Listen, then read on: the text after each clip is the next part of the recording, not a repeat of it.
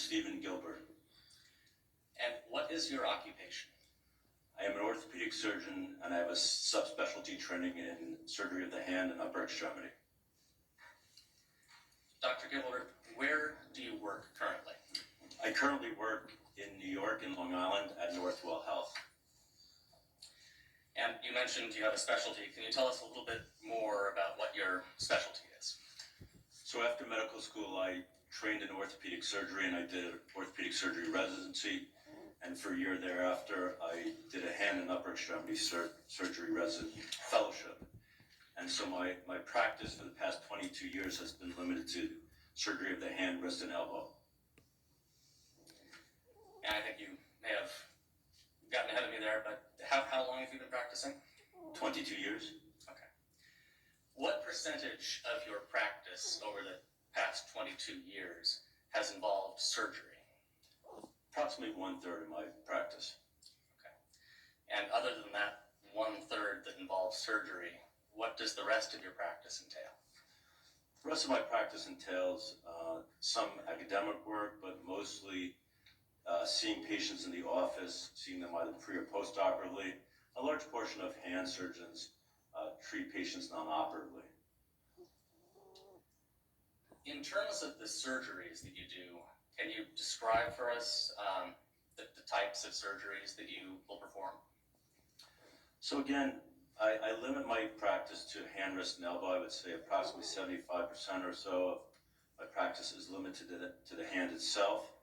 And this really varies from anything from conditions like carpal tunnel syndrome to tendinitis to injuries such as amputations, fractures, sharp lacerations, etc.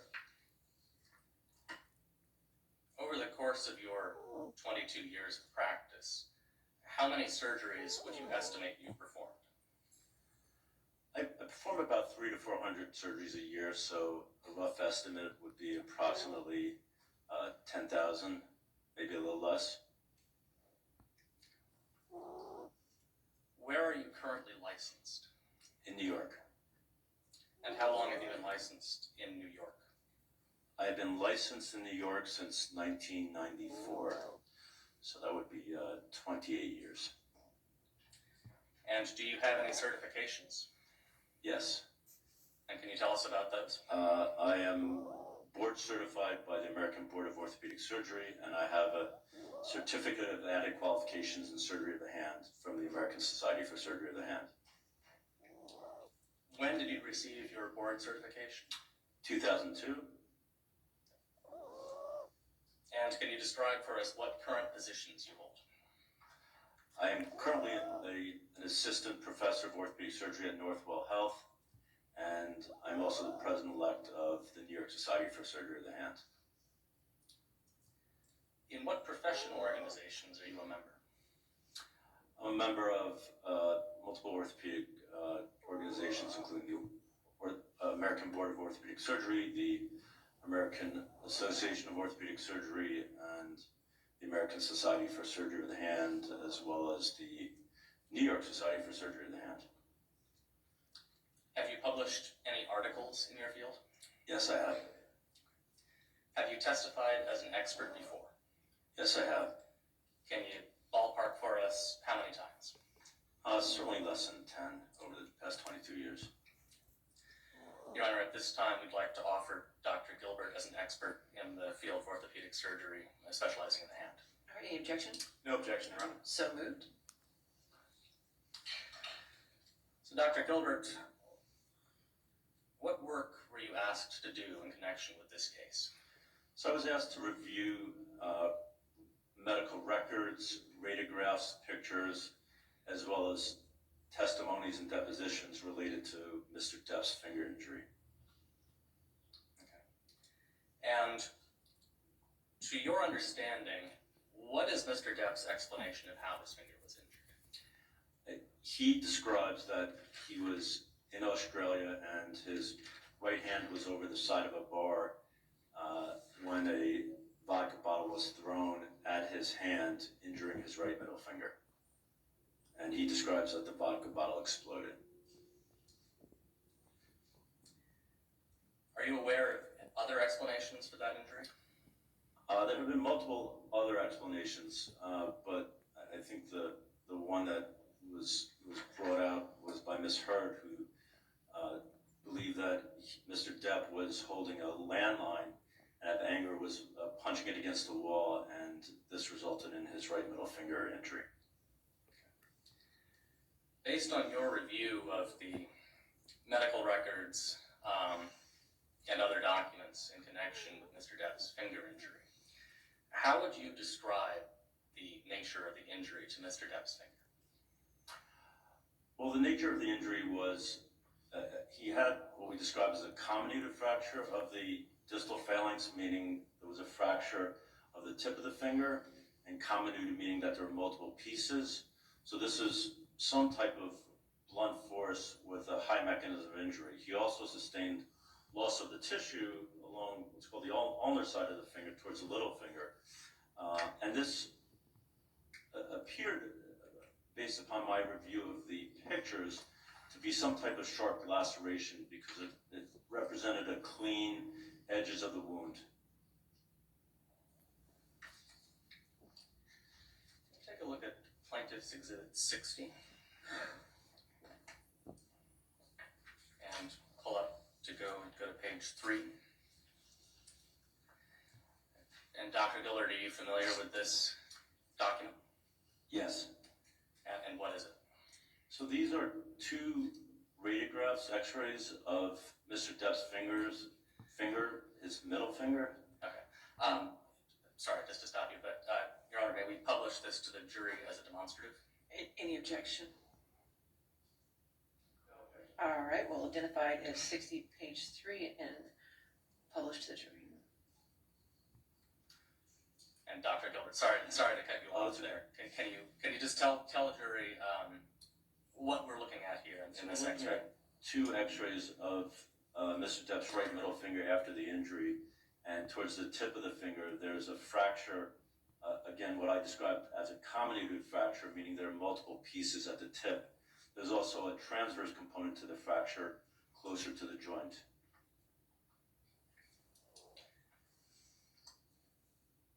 In your view, what types of mechanisms can cause this sort of injury? So this is a mechanism of injury that has high velocity or force, generally a crush type injury. A simple fall would not result in a comminuted fracture such as is seen in these X-rays. And we're using the term comminuted fracture. Can we just define that quickly for us? So again, comminuted, and it's not particular to a finger, is a medical term for a fracture that has multiple fragments.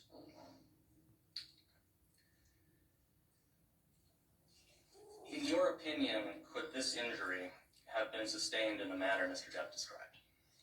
I do believe so. And how might that work? How might a thrown vodka bottle produce an injury like this? So vodka bottle, which is a hard object, would have crushed the tip of the finger, resulting in the comminuted fracture. And in addition, as the vodka bottle broke, the glass would have lacerated the finger, resulting in the soft tissue loss that was also seen with this injury. What's your assessment of the description of the cause of the injury offered by Ms. Hurd? I think that's highly unlikely. And why is that? Because one, in general, when an injury is caused by punching against a wall or a hard object, it is extremely rare to see an injury to the tips of the fingers, which is seen with Mr. Depp's injury. Generally, you're holding something with a fist, and that in general leads to injuries most commonly of the knuckles here, or fractures of the metacarpals. We call these boxer fractures. Second most common after those would be injuries to these, but as you can see, if you're holding something and hitting against something, it is very unlikely that the tips of the fingers will be injured. In addition, just taking into account the radiographs and the pictures of the injury, I would not believe that solely a blunt force against a wall would result in the soft tissue loss. What other injuries, if any, would you expect to see on Mr. Depp's hand if the injury had occurred as Ms. Hurd described? So if you would have, if that were the cause of the injury, you would certainly, that would be a dorsally directed, so this is the dorsal in the back of the hand as opposed to the palmar side. So if you're punching against something, you would certainly expect an injury to the nail bed, and those are always seen in those type of injuries. If there is an injury to the tip of the finger, which again I said is rare, so you would see either loss of the nail or blood underneath the nail called a subungual hematoma. In your review of the medical records, did you see any sign of anything like that? None whatsoever.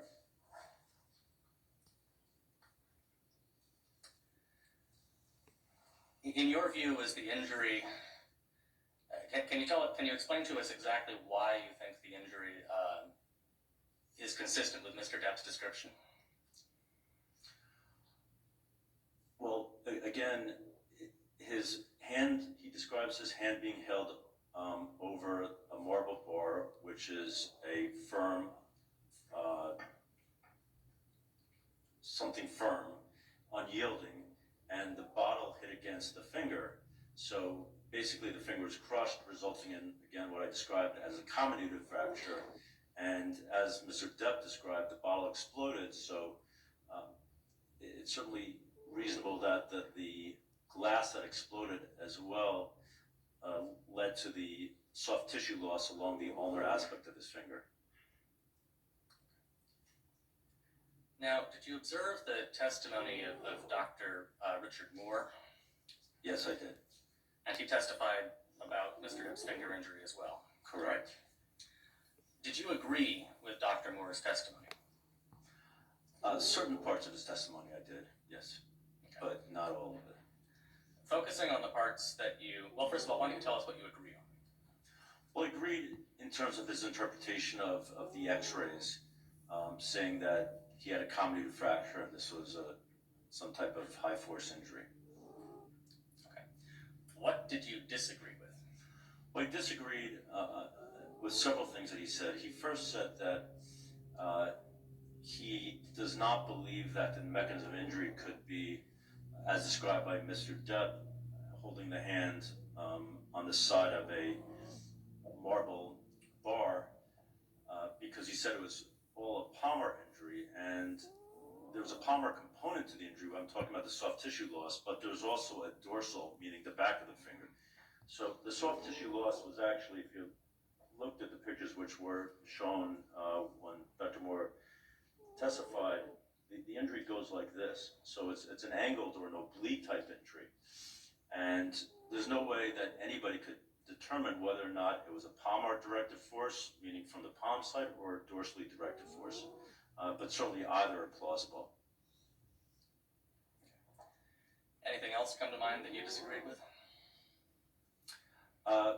Well, he also described that this was definite. Well, he thought that this was a pinching, or what he described as an avulsion type injury, and that's referring to the soft tissue loss.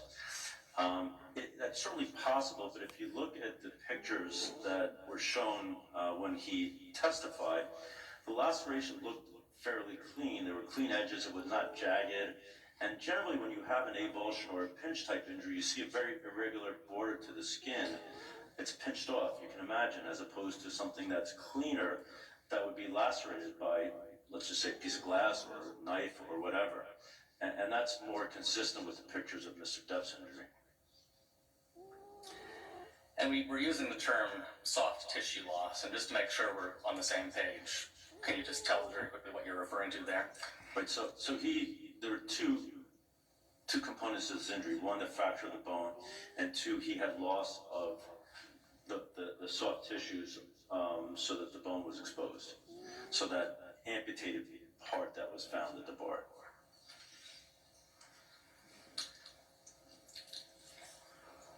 Now, you were saying that Dr. Moore testified that this was an avulsion, and meaning a pinching injury, right? Correct. Why do you believe it's more likely that it was a laceration? Again, in general, a pinch type injury results in one, much more damage to the remaining tissue, but the remaining tissue is usually very irregular. The borders are jagged, and that's not what was depicted in the pictures. Dr. Moore also testified that he thought a vodka bottle might not have sufficient force to cause the injury here. Is that your understanding of his testimony? Correct. What's your response to that? I certainly believe that a vodka bottle that was thrown from a distance against a hand that was resting on a marble bar is more than sufficient force to result in this fracture and soft tissue loss. Now, in looking at the medical records and the pictures of Mr. Depp's hand, what was the condition of his nail? There was no injury to the nail. And other than what you've already told us, how does that factor into your analysis, if at all? The fact that there was no injury to the nail? Well, it makes it highly unlikely that the mechanism of injury described by Ms.